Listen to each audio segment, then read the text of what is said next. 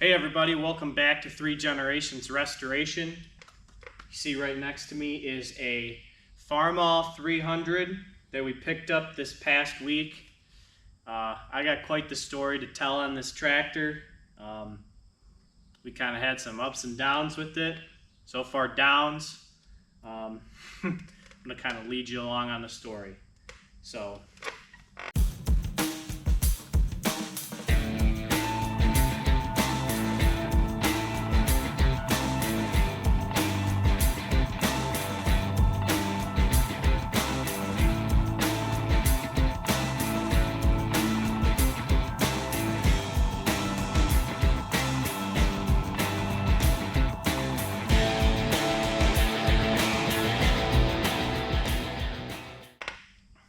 we picked this tractor up last weekend on Saturday, I think, when it was about an hour away.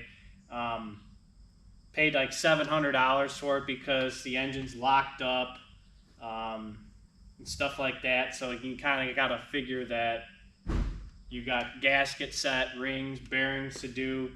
The tractor also had a loader on it. I'll put a picture up to what the tractor looked like right now.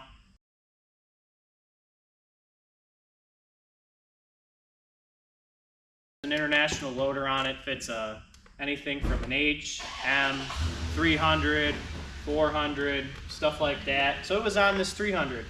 And normally when we get tractors that are locked up, we take the loaders off just because there's better ease of access to the engine and obviously the valve cover, which we're going to have to take off. So we got it back to the shop after about probably 30 minutes of using a skid loader to get it on the trailer. Had all flat tires and they're up now, but got it to the shop and we had some time, so we went ahead and took the loader off.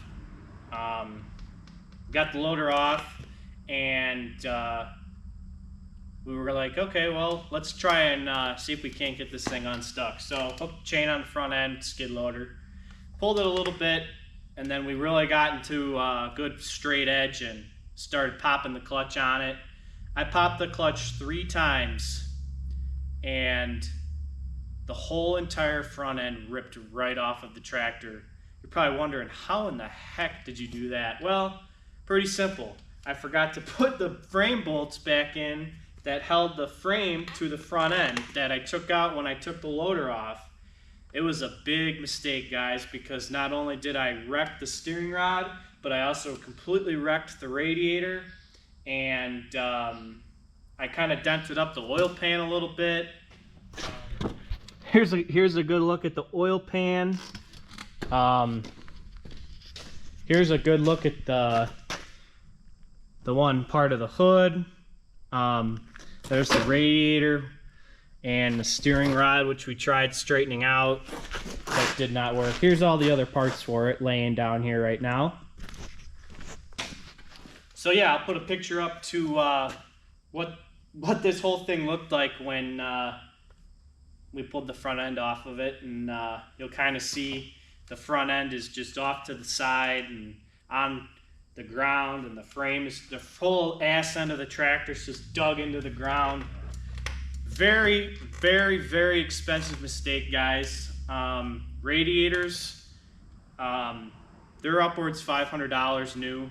You cannot find them things used at all. We had a couple guys that we were trying to see if we had, and they didn't have them.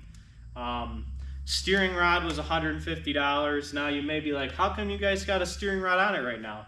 Well, the thing is I found a parts guy near us. He had 2 Farmall H's, and Farmall H has the same exact steering rod as a 300, barring a couple minor adjustments, like an H has a grease fitting here and a couple other things. But regardless, we got a new steering rod for it,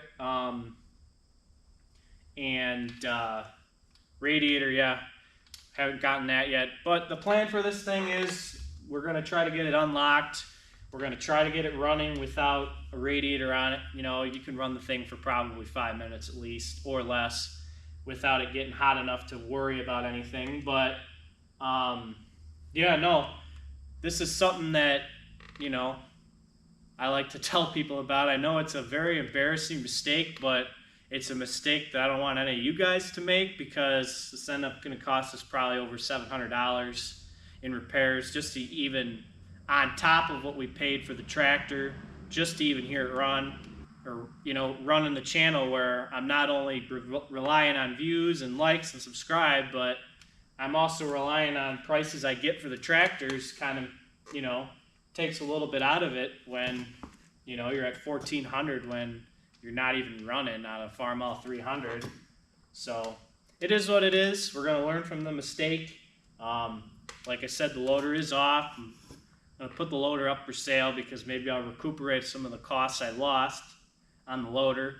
But it's a mistake I kind of wanted to share and see what you guys thought, and maybe bringing a good laugh. I know there's a lot of people that might think, oh man, you wrecked that tractor. Well, we did wreck it, but we're going to do good by it, and we're going to fix it. We're going to, get it good again. So stay tuned for more videos on this 300, and if you ever take a loader off of an MH or 400, 300, make damn sure you put your bolts back into the frame. Thank you guys for watching. Stay tuned for the next video.